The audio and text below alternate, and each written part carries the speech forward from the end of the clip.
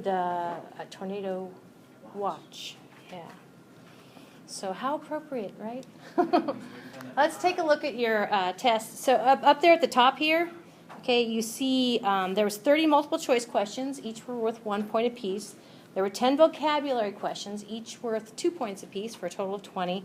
And there were 9 short answer questions. And so the reason there's a 12 and a 15 on the answer key is because there were 12 possible on the first short answer and then 15 on the other short answer. So there were 75 possible, and I'm pretty sure I took, your percent reflects a percent out of 75. So the first question was, some of them were harder than others, and so the first question I think was one of the hardest multiple choice questions. It talked about those upper level winds, which we know are actually winds from the west, like our Ferrel cell surface winds, but they are westerly winds because related to the differences between the pressures at the pole over the equator and the fact that the Earth is rotating on its axis, so that actually they end up becoming a geostrophic wind kind of between the parallel lines of latitude. And so that is, those two go together. The next question, so B was the best answer there. The next 2 questions actually go with the figure. I was after overrunning as kind of showing you when that warm air goes up and over the stubborn cold air. And also, so the best answer for 2 is B. The best answer for 3 actually is A. That's trying to show you a warm front. The best answer for 4 was the 2 most important properties of an air mass should be actually moisture and temperature. So B is the best answer there. I think I can go down. Very good. Question 5. This figure up here, what is it showing? Actually, since it's showing the cold air with an arrow, that would be a type of cold front, B, cold front.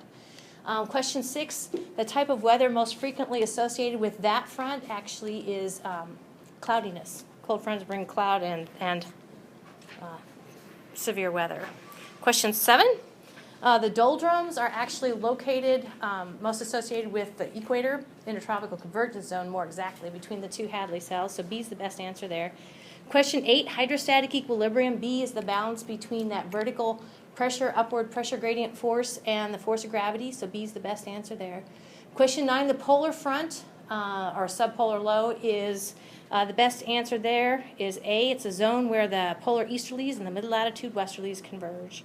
It's between the polar cell and the Ferrel cell.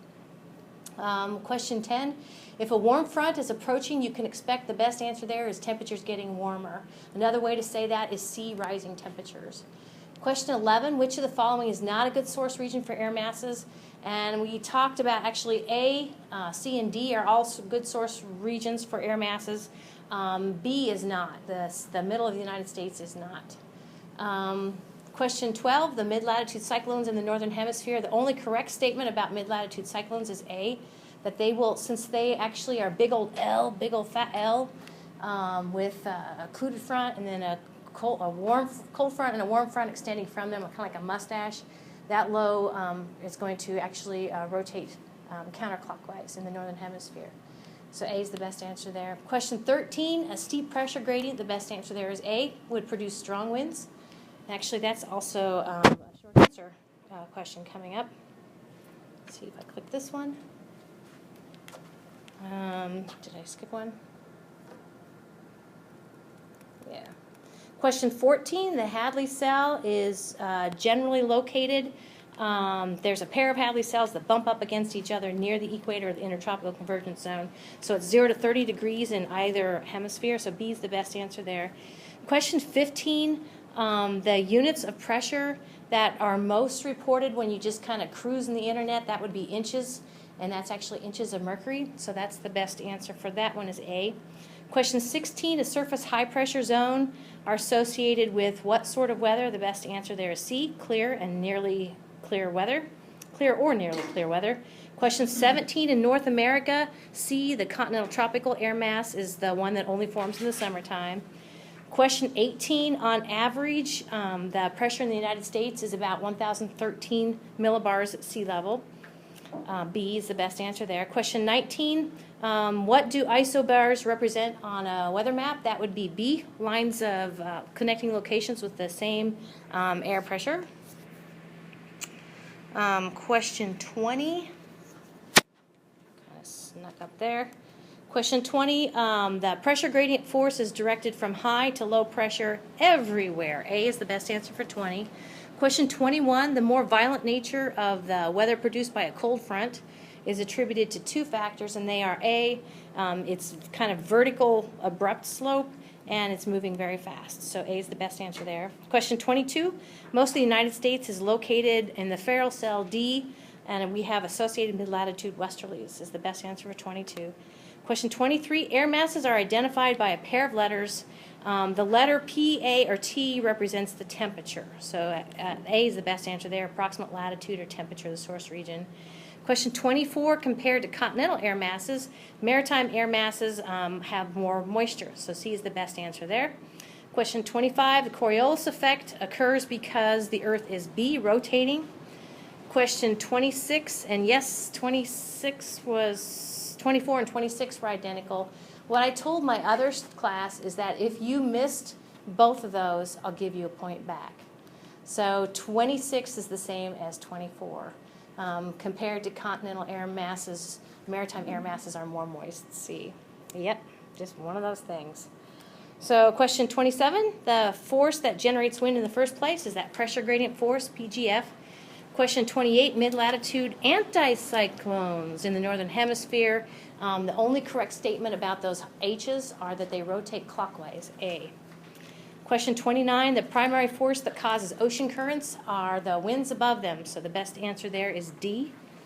Question 30, the wave-like or meandering pattern in the upper level winds in the middle latitudes is of major importance because one of the things it does is D transports heat towards the poles and cold air towards the equator. So then we go on to the segment on vocab. So I was after Ferrel cell for the first one. Of the 3-cell global model, this is the one that is between the Hadley and the polar cell. I was after weather front is 32, where two air masses meet. Rossby waves, 33, are the kind of those wavy features associated with the kind of the jet stream kind of maps out. Question 34, I was after hydrostatic equilibrium, is that fortunate balance between that vertical pressure gradient and gravity. 35, I was after the shape. If you're a bird's eye view of mid-latitude cyclone, it looks like a comma, C-O-M-M-A. The cloud pattern does. For 36, I was after windrows, is that kind of thing. If the segment's longer, it means that the prevailing wind is more apt to come from that direction. Question 37, fast-moving tube of air. Now, these were each worth 2 points, and I gave you partial credit if you just put jet stream. But if you read it, I'm really after the subtropical jet stream because it says it's specifically located, associated with the Hadley cell where the air is descending at the Hadley cell. So, of course, where the intertropical convergence zone, the air is ascending, so about 30 degrees it's descending, and that's the subtropical jet stream. Question 38, lake effect snow is a type of air mass modification. Question 39, I was after mid-latitude cyclone is a relatively large weather system starting as a stationary front and kind of breaking out into, in its mature stage as an occluded and cold and warm front. Question 40, I was after dry front is basically the front associated two warm air masses. One is dry and one is moist. So then these were each worth 3 points apiece. So for the first one, I'll kind of make it a little bit bigger. The first question, you were supposed to use those two maps kind of from left to right. The left one is before the right one, and let's see, this should work.